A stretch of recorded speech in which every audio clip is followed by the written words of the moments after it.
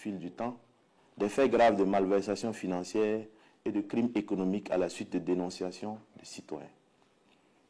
À la suite des révélations graves faites le lundi 4 novembre 2024 par son Excellence, le capitaine Ibrahim Traoré, président du Faso, chef de l'État, relatives au détournement de fonds publics et d'enrichissement illicite portant sur un patrimoine estimé à plus de 3 milliards de francs CFA, nous avons découvert d'autres cas d'abus de pouvoir ayant entraîné une perte de ressources financières évaluée à plusieurs milliards de francs CFA de 2001 à 2022.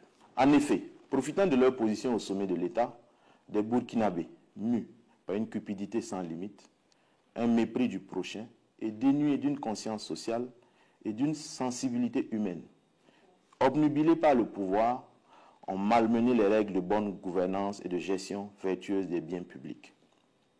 Ce tableau sombre de l'histoire de notre pays met à nu des opérations de privatisation aux allures de spoliation où les espoirs d'un développement harmonieux furent trahis par des intérêts privés voraces et sans scrupules.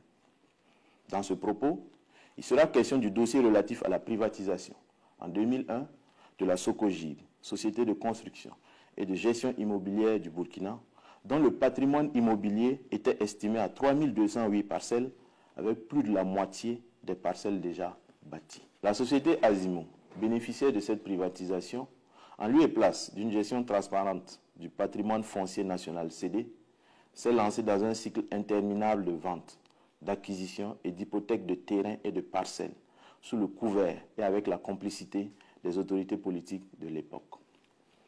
L'amer constat dans le processus de privatisation de la Socogib révèle que le paiement a consisté pour Azimo à revendre les éléments du patrimoine de la société, objet de la privatisation.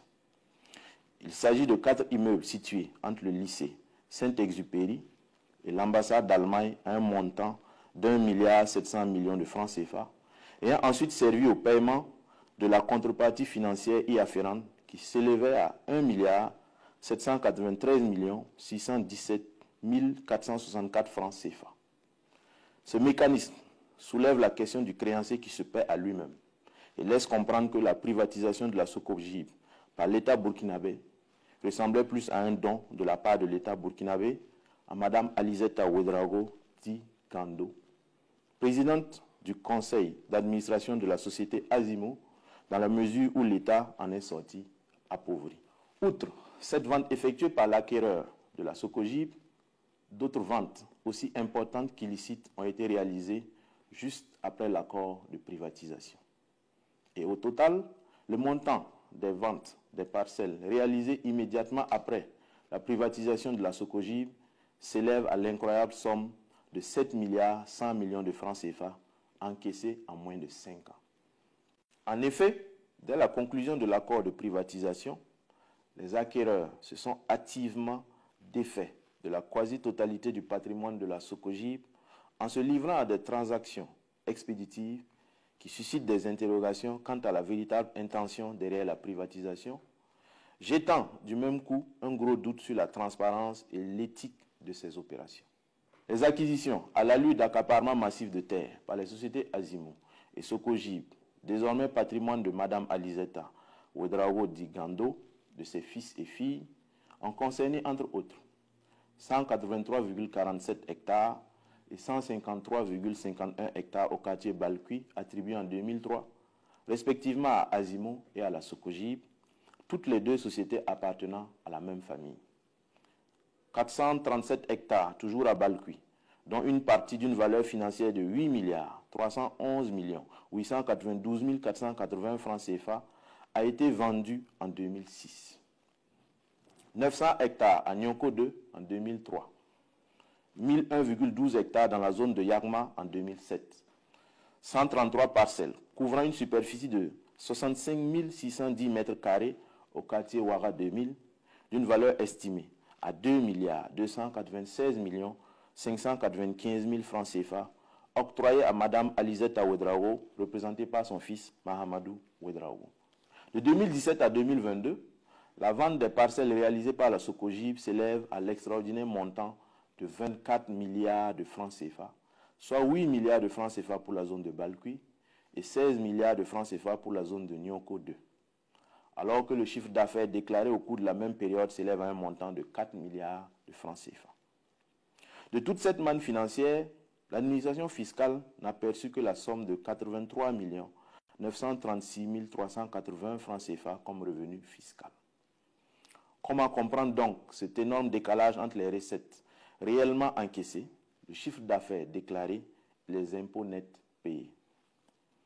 La privatisation de la Socogib, présentée comme une ère de renouveau et de prospérité pour l'État burkinabé, s'est transformée en une vaste entreprise de dissimulation de parcelles, révélant une corruption systématique et profondément enracinée.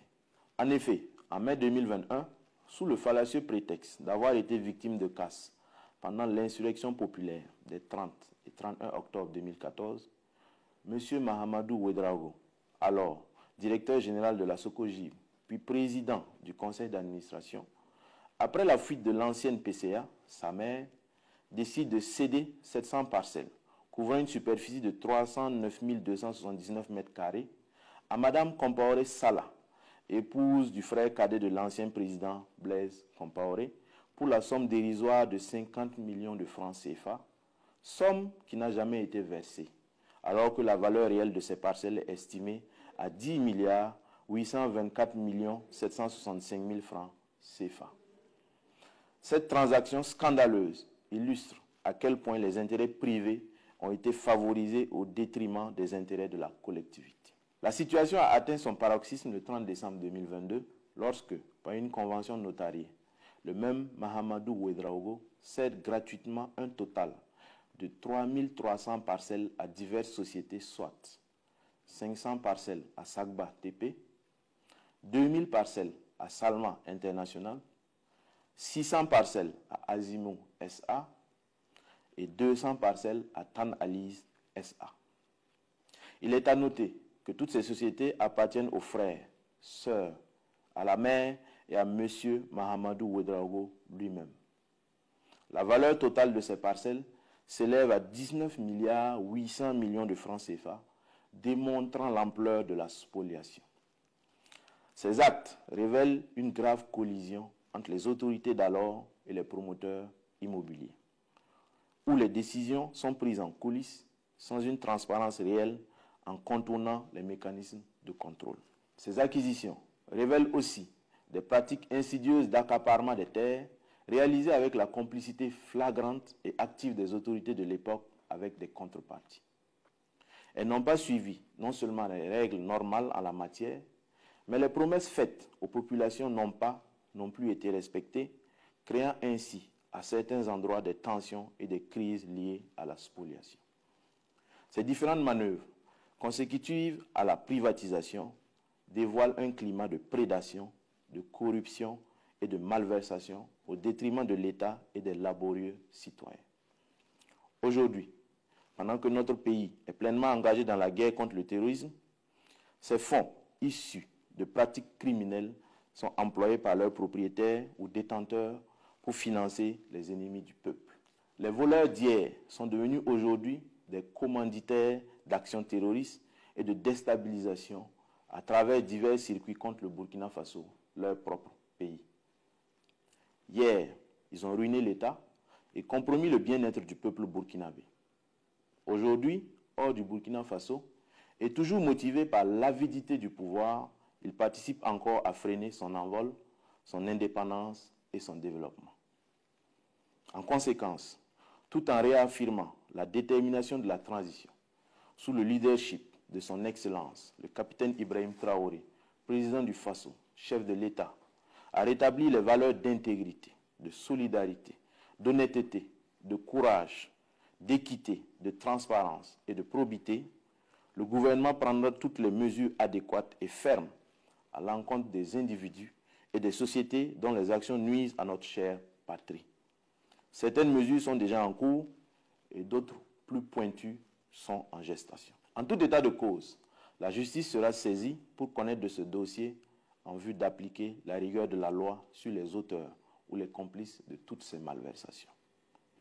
Les populations sont donc invitées à s'engager vaillamment dans cette dynamique, à dénoncer tous les cas de malversation financière, de spoliation de biens, d'abus d'autorité et de pouvoir exercer contre les citoyens honnêtes et à ne plus acheter des parcelles dès à présent avec les sociétés mises en cause, en attendant la prise de mesures urgentes qui seront diligentées. Toutes les institutions et structures engagées dans la lutte contre ces fléaux sont ici interpellées. Une célérité dans le traitement des dénonciations, des plaintes et des dossiers de crimes économiques est attendue. Ensemble, œuvrons à bâtir une société de justice, de paix et de prospérité pour tous. La patrie ou la mort, nous vaincrons.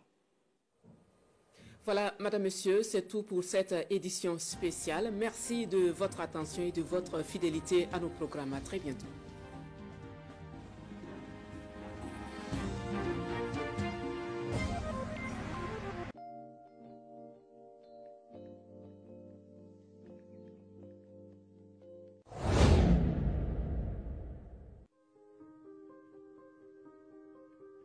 Les micro, petites et moyennes entreprises, MPME, constituent plus de 90% du tissu économique avec une contribution à la formation du PIB de l'ordre de 40% au Burkina Faso. Elles constituent donc le fer de lance pour l'amélioration des conditions de vie des populations et la création d'emplois décents. En dépit des progrès enregistrés, les femmes et les jeunes filles entrepreneurs restent confrontées à des défis majeurs, notamment le faible niveau d'employabilité et de culture entrepreneuriale, la faible capacité des équipements de production et leur accès limité au financement et au marché. Pour pallier la faible compétitivité des entreprises dirigées par les femmes et les jeunes filles, le PNUD, sous le lead du ministère du Développement industriel, du commerce, de l'artisanat et des petites et moyennes entreprises, a initié le projet d'autonomisation numérique des femmes pour la paix et l'inclusion économique WD4P-EI.